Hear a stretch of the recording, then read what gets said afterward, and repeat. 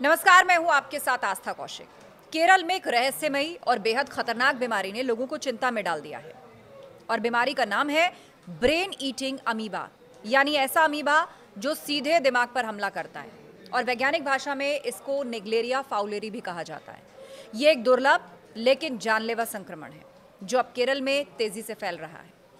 सरकारी आंकड़े बताते हैं कि अब तक राज्य में इसके 69 मामले सामने आ चुके हैं और इनमें से 18 लोगों की मौत भी हो चुकी है। सिर्फ पिछले एक महीने में ही इस बीमारी ने 7 लोगों की जान ले ली। इससे न सिर्फ स्वास्थ्य विभाग सतर्क हो गया है, बल्कि आम जनता में भी डर का माहौल है। यह अमीबा एक छोटा सा जीव है जो गंदे और गर्म पानी में पनपता है।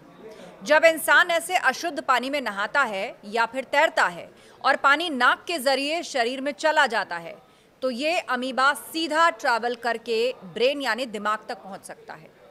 वहां ये ब्रेन टिश्यू को नुकसान पहुंचाता है और फिर शुरू होता है एक जानलेवा सिलसिला। पहले तेज सरदर्द, फिर बुखार, मतली, उल्टी, दौरे, यहां तक कि भ्रम, कोमा और आखिर में मौत भी हो सकती है। डॉक्टरों की माने तो ये बीमारी इतनी खतरनाक है कि यदि वक्त रहते इसका इलाज ना मिले तो इसकी मृत्यु दर 100% तक हो सकती है। हालांकि अब समय पर डायग्नोसिस और दवा मिलने से केरल में कुछ मरीजों की जान भी बचाई जा सकी है। डॉक्टर्स कहते हैं कि अगर वक्त रहते इस अमीबा का पता चल जाए तो CSF टेस्ट के जरिए इसकी पहचान की जा सकती है और मिल्टेफोसिन नाम की दवा से इसका इलाज भी संभव है। अभी तक माना जाता था कि ये इन्फेक्शन जून जुलाई के महीने में ही दिखता है, लेकिन इस साल अगस्त सितंबर तक मामले देखने को मिल रहे हैं।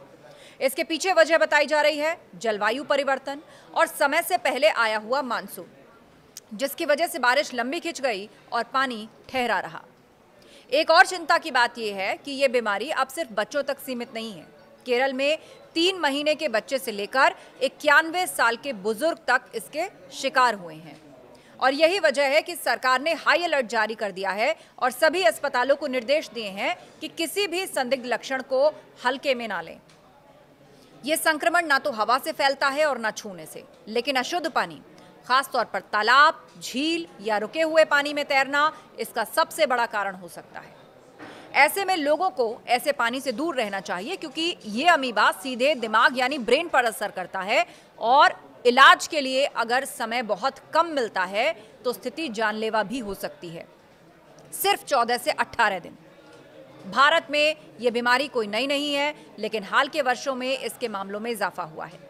ICMR के आंकड़ों के मुताबिक 2019 तक देश में इस बीमारी के कुल 17 मामले थे, लेकिन कोविड के बाद कई तरह के इन्फेक्शंस में तेजी आई और ब्रेन ईटिंग अमीबा भी उन्हीं में से एक है। तो अगर आप गर्मियों या बरसात में तैरने का शौक रखते हैं या फिर बच्चों को पानी में खेलने भेजते हैं तो अब सतर्क रहने का वक्त है। साफ पानी में ही नहाएं, नाक में पानी बिल्कुल ना जाने दें और किसी भी असामान्य लक्षण पर फौरन डॉक्टर से संपर्क करें। याद रखिए, यह बीमारी भले ही दुर्लभ हो, लेकिन वक्त रहते ना पहचानी जाए तो इसका अंजाम बहुत गंभीर हो सकता है।